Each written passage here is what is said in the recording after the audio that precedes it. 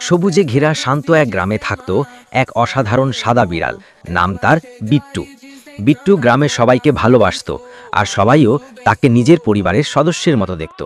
ছোট্ট হলেও তার চোখে ছিল এক অদ্ভুত আত্মবিশ্বাস, এবং চলাফেরাই ছিল সাহসের ঝলক।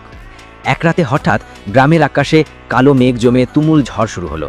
সবাই যখন বাড়ির ভেতর আশ্রয় নিচ্ছে, তখন বিট্টু শুনতে পেল ভাঙা সেতুর কাছে এক বাচ্চা ছাগলের আতঙ্কিত ডাক। গ্রামের কেউই সাহস করে ঝড়ের মধ্যে বাইরে বেরোতে পারছিল না, কিন্তু বিট্টু থেমে রইল না। সে ছোট্ট শরীর নিয়ে ছুটে গেল অন্ধকার আর প্রবল বাতাসের মধ্যে। সেতুর কোনায় পৌঁছে দেখল ছাগলটি কাঁপতে কাঁপতে আটকে আছে। বিট্টু জোরে মিউ করে তাকে সাহস দিল, তারপর নিজের শরীর দিয়ে ঠেলে ছাগলটিকে নিরাপদ জায়গায় নিয়ে এলো। ঝড় থামার পর গ্রামবাসীরা বিট্টুকে দেখে অবাক হয়ে গেল। সবাই বুঝলো একটি ছোট বিড়ালও কত বড় সাহস দেখাতে পারে। সেদিন থেকে বিট্টুকে সবাই ডাকতে লাগলো গ্রামের সাহসী নায়ক।